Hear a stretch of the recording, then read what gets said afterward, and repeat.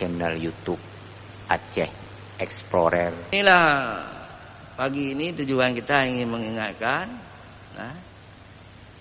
supaya kita jangan buta dengan agama, jangan buta dengan Al-Quran, jangan buta dengan hadis. Jadi baik cangklak tak idenya, baik tak fikir idenya hebat tak. Kalau la syarikalah wa asyhadu anna Muhammadan abduhu wa rasuluh. Allahumma salli ala sayyidina Muhammad wa ala alihi wa sahbihi ajma'in, amma ba'd. Puji syukur kita panjatkan kehadirat Allah pencipta semesta alam.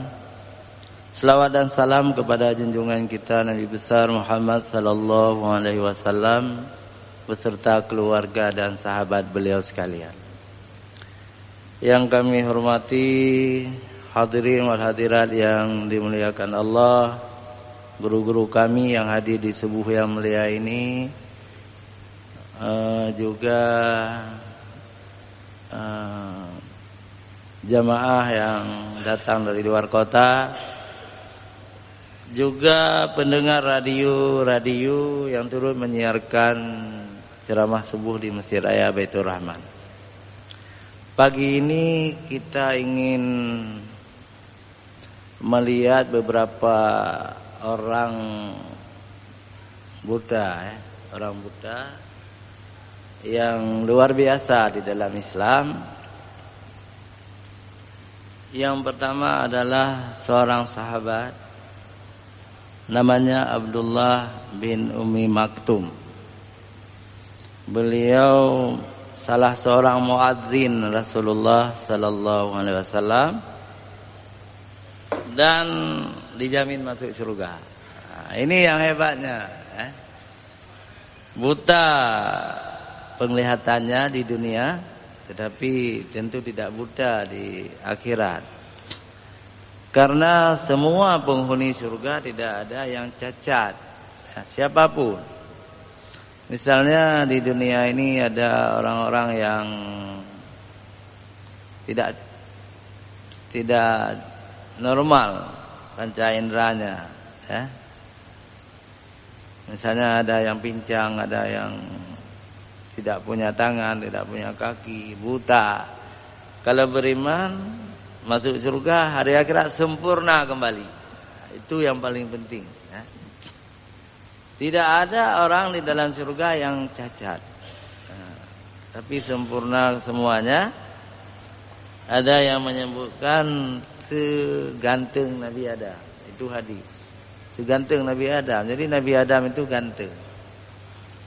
Ada yang menyebutkan seganteng Nabi Yusuf, sangat ganteng.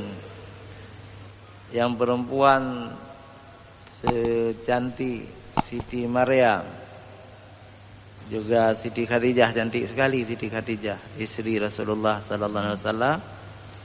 Juga Fatimah, anak Rasulullah, sangat cantik. Juga Aisyah, istri Rasulullah yang perawan.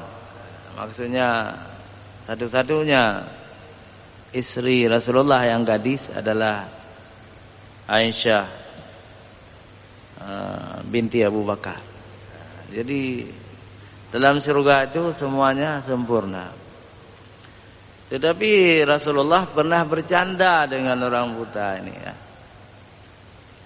Kata Rasulullah di dalam Masjid Nabawi, orang buta tidak masuk surga. Lalu seorang sahabat yang buta, Abdullah bin Ummi Maktum, menangis, air matanya keluar. Rasulullah sudah melihat dia. Wahai Abdullah, kenapa engkau menangis? Ya Rasulullah, saya sangat mencintai Allah, sangat mencintai engkau.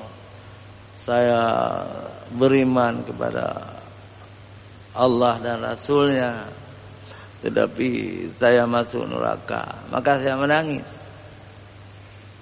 Kemudian Rasulullah menyebutnya, kamu masuk surga.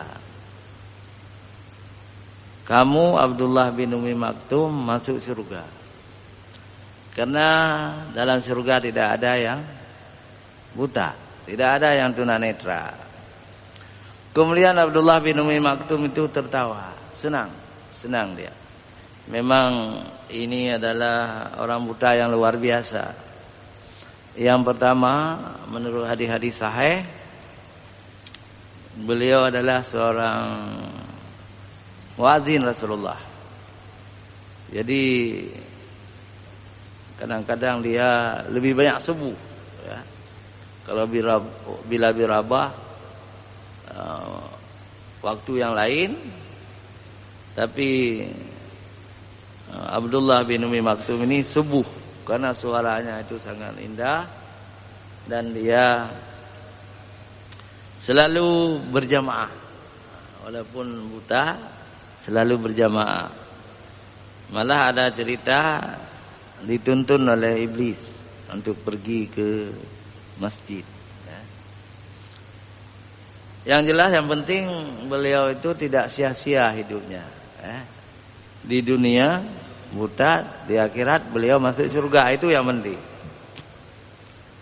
Dan beliau kemampuannya luar biasa, kemampuan agamanya, alimnya, kecerdasannya, sehingga Rasulullah sering menjadikan Abdullah bin Umi Maktum ini sebagai penggantinya.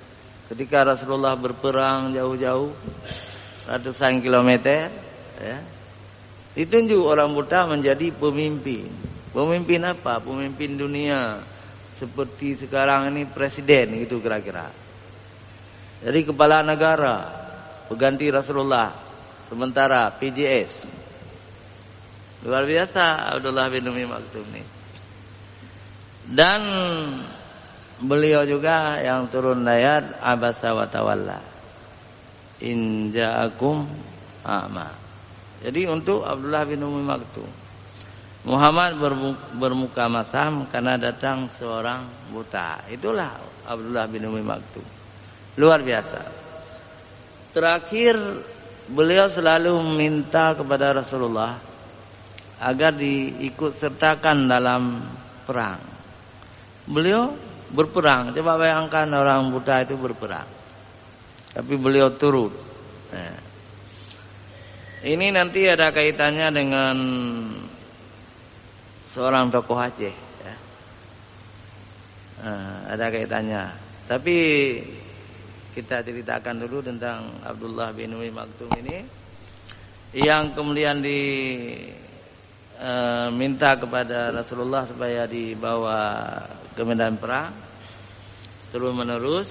Kemudian Rasulullah membolehkannya dan kemudian dia syahid dalam perang. Kaitannya dengan siapa? Dengan Tengku Seput Mata. Siapa Tengku Seput Mata ini? Tengku Seput Mata adalah seorang keramat, ulama besar keramat, ulama keramat dari Gayo. Jadi orang Gayo dia. Ya. Dalam perang melawan Belanda, beliau selalu sangat ditakuti oleh Belanda. Kenapa ditakuti? Inilah kita percaya atau tidak, keramat tuh. Beliau bukan hanya berperang di Aceh Tengah, tapi sampai ke Aceh Utara lewat hutan, sampai ke Luk Sukun. Sangat ditakuti oleh Belanda. Di dalam buku The Aceher, The Aceher ini karangan orang Belanda. Nama pengarangnya itu Piker, Van J. Piker. Di dalam buku itu disebutkan Tengku Seput Mata, kan bahasa Aceh. Tengku Seput Mata itu bahasa Aceh, artinya orang tunanetra, buta. Beliau bisa muncul menyerang dengan kelompoknya sehingga bisa membunuh banyak tentara-tentara Belanda. Kalau betul atau tidak, wallahu alam, kita tidak pernah melihat. Jadi beliau bisa terbang, keramatnya bisa terbang, kemudian terbang lagi. Apakah itu mungkin? Mungkin saja. Ya, kalau Allah menghendaki seseorang itu diberi kelebihan. Ya, jadi yang jelas Tengku Sepuh Mata, walaupun namanya Aceh, Sepuh Mata, tapi beliau orang Aceh Tengah. Orang Aceh Tengah. Jadi luar biasa. Hadirin wal hadirat yang dirahmati Allah. Kalau Tengku Sepuh Mata kemudian syahid. Kalau syahid karena Allah, beliau juga penghuni surga. Tapi syahid ini dalam hadis ada dua macam. Ada yang syahid dunia. Di dunia dia syahid, tetapi rupanya niatnya bukan fi sabilillah, ingin mencari nama. Orang-orang syahid ingin mencari nama, ingin jadi pahlawan, itu masuk neraka. Disebut orang muflis. Bahasa hadisnya muflis, orang yang bangkrut karena beramal demi dunia, bukan demi akhirat. Termasuk juga kita ini.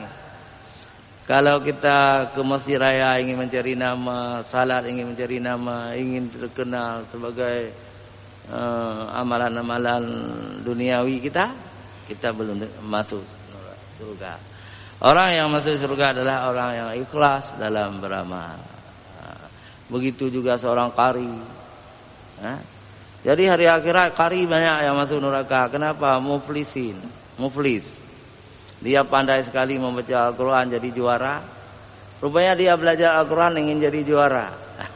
Rupanya hari akhirat masuk neraka. Tetapi kalau dia baca Al-Quran, belajar Al-Quran ingin mencari ridha Allah, dia lebih duluan masuk surga. Begitu juga imam, begitu juga penceramah, semuanya. Kalau terjadi menjadi muflisin, orang yang bangkrut hari akhirat, kita akan sangat rugi. Jadi mudah-mudahan Tengku Sepuh Mata kita ini syahid penghuni surga di hari akhirat. Ada sahabat Nabi yang kedua yang ini diperkirakan akan masuk surga. Abdullah bin Ma'dum namanya, ya. Dia buta. Dia datang kepada Rasulullah. Ya Rasulullah, saya kalau diberikan oleh Allah nikmat di dunia ini, supaya saya bisa melihat, gitu, ya. Supaya bisa melihat. Dengan bisa melihat saya lebih taat lagi, lebih takwa lagi, lebih mempelajari ilmu-ilmu agama lagi. Wahai Ibnu Ma'dum, ini tadi kan Abdullah bin Umi Maktum, ini Abdullah bin Ma'dum, ya. Wahai Ibnu Ma'dum, jangan engkau minta, itu ada hikmahnya, engkau diberikan buta di dunia, tapi engkau taat, nanti masuk surga. Tapi besok datang lagi dia, ya Rasulullah, doakan saya supaya saya bisa melihat. Nanti datang lagi sama Rasulullah. Akhirnya Rasulullah, kalau begitu kamu ambil wudu sekarang ini. Setelah ambil wudu, engkau salat 2 rakaat, engkau berdoa kepada Allah, ya Allah, berilah mata saya bisa melihat. Ini mukjizat. Jadi bukan hanya Nabi Isa yang bisa menyembuhkan orang buta. Rasulullah, Nabi Muhammad di dalam hadis riwayat Tirmizi juga bisa, ya. Lalu Abdullah bin Ma'dum ini setelah salat dia berdoa, alhamdulillah, kemudian dia bisa melihat. Kemudian cerita tentang Ibnu Ma'dum ini tidak ada lagi, tidak pernah kita temukan bagaimana dia jadi apa. Tetapi kita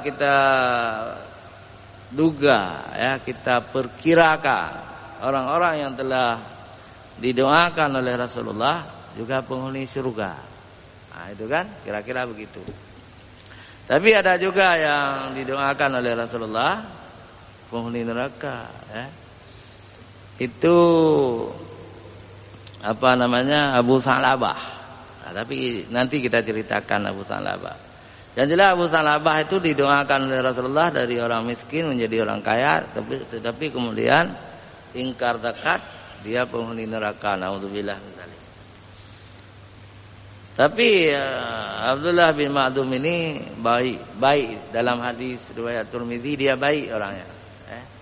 Tapi cerita tentang dia tidak ada lagi, tidak pernah kita temukan apakah jadi pahlawan, jadi orang ulama, tidak pernah kita temukan.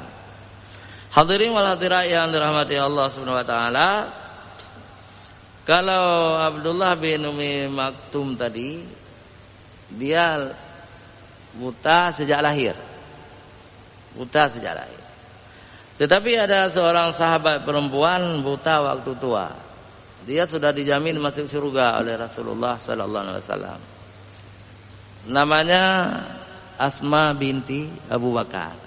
Ini kakak dari Siti Aisyah. Kakak dari Siti Aisyah, satu ayah, Sayyidina Abu Bakar, dan beda ibu, ibunya lain-lain. Jadi Asma binti Abu Bakar ini dijamin masuk surga karena jasanya apa? Dia di waktu hijrah dia mengantarkan makanan 3 hari berturut-turut kepada ayahnya dalam gua Sur dengan Rasulullah.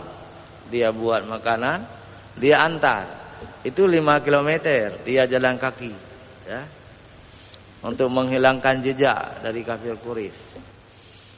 Jadi dijamin masuk surga. Dan sangat banyak meriwayatkan hadis-hadis ini. Suaminya juga penghuni surga, ya. Suaminya Zubair bin Awam. Zubair bin Awam ini dijamin oleh Rasulullah dia penghuni surga karena dia orang ke-7 masuk Islam. Suami dari Asma binti Abu Bakar, Zubair bin Awam. Dan Zubair bin Awam juga bukan orang lain. Itu adalah adik sepupu Rasulullah lewat makcik Rasulullah. Ya. Jadi penghuni surga Asmah ini. Asmah ini ibunda kandung dari Abdullah bin Zubair. Abdullah bin Zubair ini Abdullah bin Zubair ini anak yang dipelihara oleh Aisyah. Karena Aisyah tidak punya anak, ya, diambil anak kakaknya. Jadi maka Rasulullah menyebutkan Aisyah itu, ada gelar Aisyah itu, Al-Humairah Aisyah juga. Jadi si mirah pipi karena cantik sekali. Si mirah pipi Al-Humairah. Humairah itu juga bermakna si kecil, tidak terlalu besar badannya. Biasanya orang-orang Arab itu besar-besar, tapi Aisyah itu tidak terlalu besar.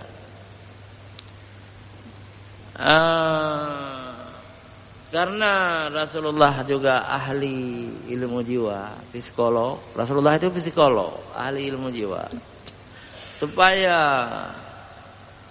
istrinya Aisyah itu senang, kepada Aisyah juga dipanggil oleh Rasulullah Ummu Abdullah, Ibu Abdullah, Abdullah bin Zubair nih. Jadi Aisyah senang walaupun bukan anak kandungnya, tapi dia dipelihara Abdullah bin Zubair. Itu hidupnya di rumah Aisyah, besar di rumah Aisyah. Kalau begitu Abdullah bin Zubair ini adalah kasih sayang Rasulullah. Kasih sayang Rasulullah. Di rumah Nabi beliau besar. Jadi yang ingin kita ceritakan ibunya tadi kan.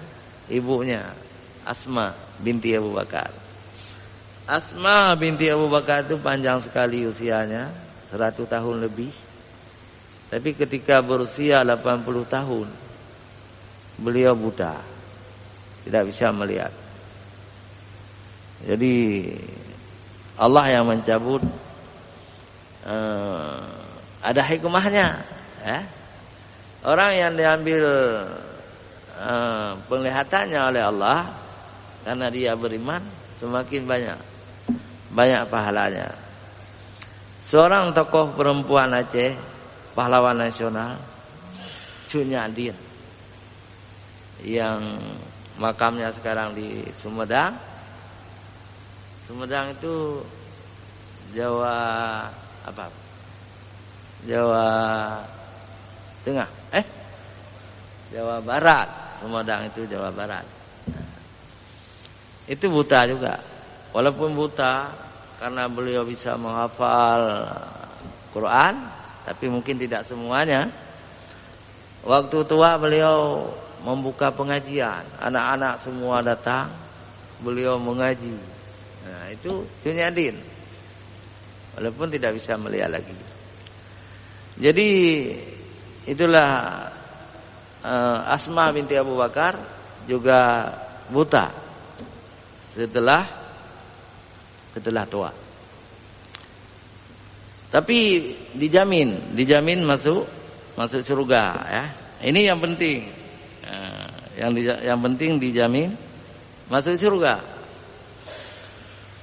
Ada lagi ulama paling besar yang sangat terkenal, Imam Tirmidzi, perawi hadis. Tirmidz itu di Iran. Nah, jadi orang Iran dia. Jadi Imam Tirmidzi ini murid dari Imam Bukhari. Karena ahli hadis semua kalau bukan orang Iran, orang Khurasan, ya. Orang Khurasan, orang Uzbekistan. Nah, coba lihat. Yang pertama Imam Bukhari. Itu bukan orang Arab. Imam Bukhari itu Uzbekistan. Nah, Imam Bukhari. Yang kedua Imam Muslim, itu orang Iran.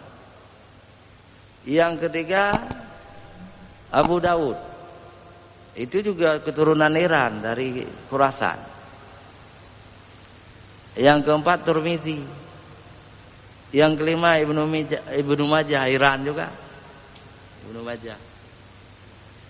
Nah, yang keenam Bukhari, Muslim, Tirmidzi, Abu Dawud, Tirmidzi, ya. Ibnu Majah. Satu lagi Nasa'i, ya. Nasa'i. Ini Nasa'i ini orang Afghanistan. Nah, kita lihat satu orang pun tidak ada dari Arab. Tidak, ahli hadis tidak ada dari Arab. Yang dari Arab ada, tapi di bawah 6 orang tadi. Ahmad bin Hanbal. Ahmad bin Hanbal ini bukan juga Arab, ibunya Arab, tapi mamanya Iran juga. Imam Ghazali juga Iran. Kita kembali kepada Imam Tirmidzi tadi. Jadi beliau ulama besar, ahli hadis. Beliau bisa menghafal, ya, 1000 hadis di kepalanya. Nah, hadis sahih. Tambah hadis yang tidak sahih, beliau menghafal 2000 hadis. Karena yang paling banyak menghafal adalah Bukhari, yang kedua Muslim, yang ketiga Abu Dawud. Jadi Tirmidzi, kemudian dia nama aslinya kan Isa, ya, Isa. Kemudian dia tunanetra. Tapi diperkirakan sekaliber Imam Tirmidzi juga penghuni surga. Kita ingin menyebut 2 lagi, kemudian kita tutup ceramah ini. Yang selanjutnya di Palestina itu ada Ahmad Yasin. Ahmad Yasin ni orang tunanetra, tapi bukan sejak lahir. Setelah disiksa oleh Israel, matanya buta. Walaupun matanya buta, dia bisa menggerakkan intifada, memerangi Yahudi. Diperintahkan, diserukan kepada pengikutnya untuk melemparkan Yahudi dengan batu. Dilemparkan. Dulu, ya, sebelum beliau syahid. Jadi berkali-kali ditangkap, dimasukkan dalam penjara, tetapi dilepaskan atas permintaan Arab Saudi, permintaan Indonesia, permintaan dunia kepada Israel supaya jangan dihukum orang buta, bertentangan dengan HAM ini itu kan. Dilepaskan, tapi dia terus menyeru. Itu tahun 80 sampai 20 tahun, ya. Sampai tahun 2000 lah, intifada, melemparkan orang-orang Yahudi dengan anak batu.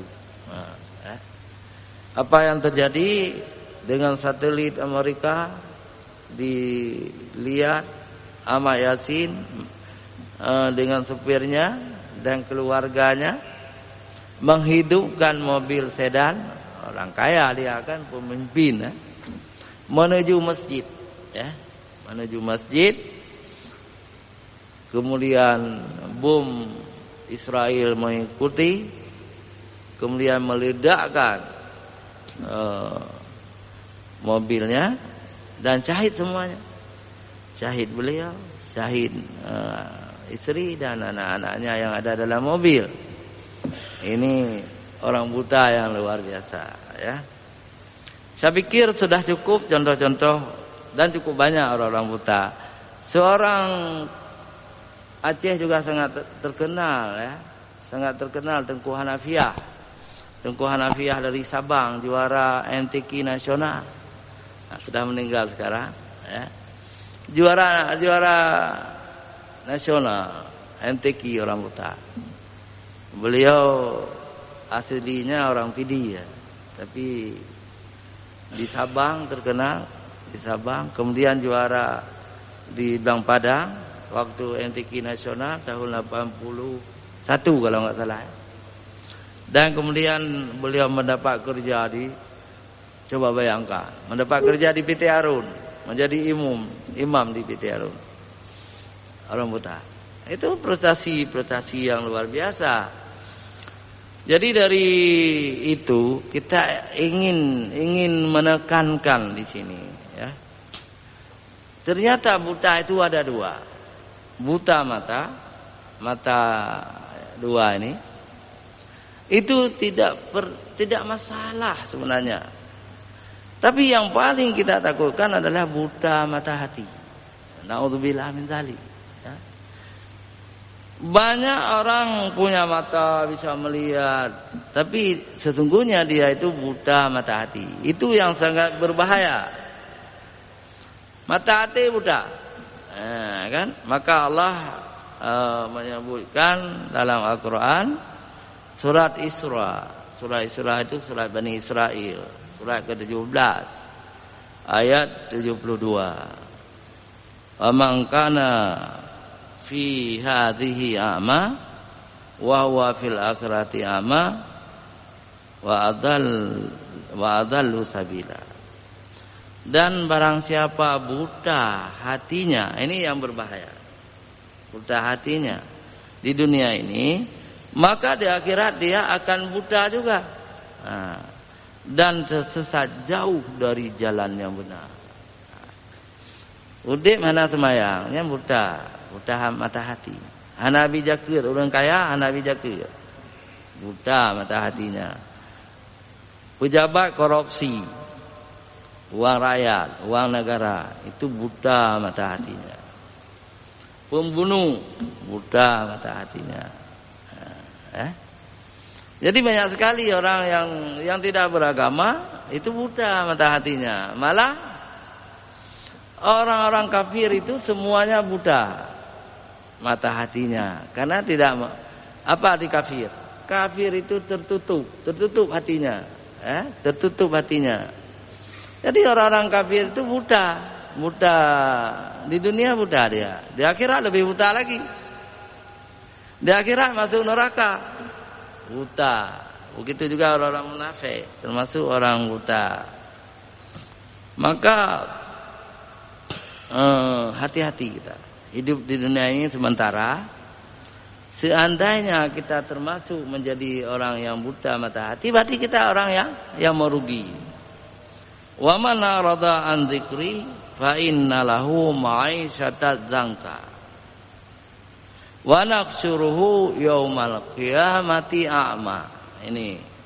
Dan barang siapa berpaling dari peringatanku agama Islam. So yang berpaling dari agama Islam, tidak beriman, termasuk tidak mau membaca Al-Quran, orang-orang ini disebut juga orang yang rugi. Hidupnya susah di dunia ini, ma'isyatan dzanka, sempit sekali hidupnya, tidak bahagia karena dia tidak beragama. Wa naqsuruhu yaumal qiyamati a'ma. Itu yang paling. Dan akan dibangkitkan di hari akhirat, hari kiamat dalam keadaan buta. Ini masalahnya.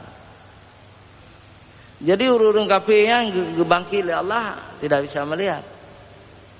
Bangkit sangkakala, kita ditiup sangkakala oleh Israfil, semua hidup kembali, berjalan di padang mahsyar. Menuju ke mana? Menuju kepada Allah. Tapi orang-orang kafir dalam keadaan buta. Orang munafik dalam keadaan buta. Bagaimana kita berjalan dalam keadaan buta? Maka orang-orang itu meminta kepada Allah. Qala, berkata mereka itu, Rabbi lima hasyartani a'ma wa qad kuntu basira. Dia berkata, orang buta tadi, kafir-kafir itu berkata, ya Tuhanku, mengapa engkau kumpulkan aku dalam keadaan buta? Padahal dahulu aku dapat melihat. Kenapanya? Tapi Allah menjawab. Jawaban Allah, qala kadzalika atatka ayatuna fanasitaha wa kadzalika yaumul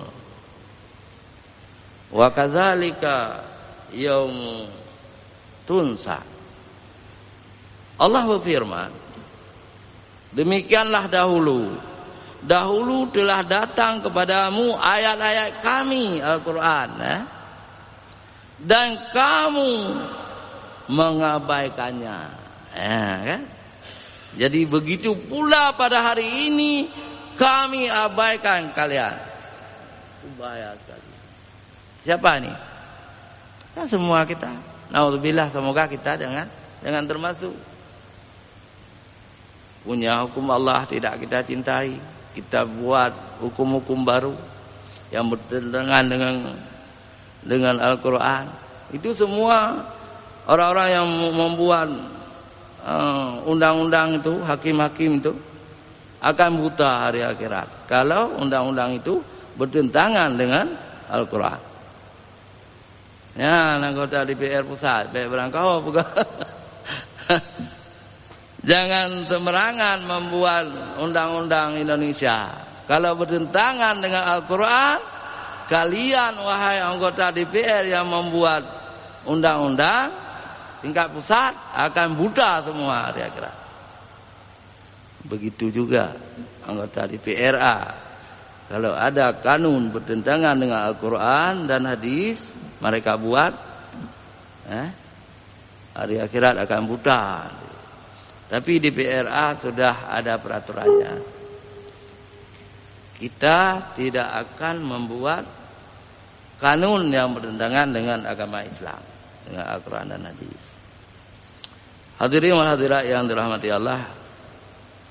Wa kadzalika najzi man asrafa walam yu'min.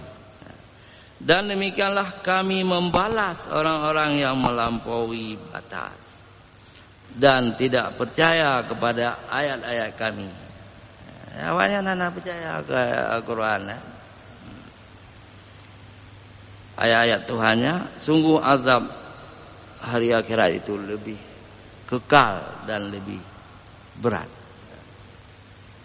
Inilah pagi ini tujuan kita ingin mengingatkan, supaya kita jangan buta dengan agama, jangan buta dengan Al-Quran, jangan buta dengan hadis. Jadi baik cangklak tak idunya, baik tak fikir dia hebat tak. Kalau bertentangan dengan Al-Quran dan hadis, semua buta hari akhirat. Itu naudzubillah min dzalik. Walaupun kita kecil, orang biasa, mudah-mudahan kita jangan buta di akhirat. Lebih baik buta di dunia. Banyak sekali di Aceh ni orang buta taat-taat betul. Cukup banyak. Saya dekat dengan mereka. Saya dekat dengan mereka, sering ceramah kepada mereka. Taat-taat betul, mereka bertanya, alhamdulillah. Walaupun buta tapi tidak buta mata hatinya. Itu yang sangat membanggakan. Tapi di Aceh juga banyak yang buta mata hati. Itu sangat menakutkan. Mana buktinya? Sangat banyak maksiat masih terjadi di kota-kota besar. Ada yang macam-macam. Ada yang membunuh orang. Naudzubillah min dzalik. Merampok. Itu orang-orang yang buta di dunia, buta mata hatinya. Jadi di akhirat juga akan buta. Naudzubillah min dzalik. Demikian, mudah-mudahan berguna bagi kita semua. Hadanallahu wa iyyakum ajma'in. Wassalamualaikum warahmatullahi wabarakatuh.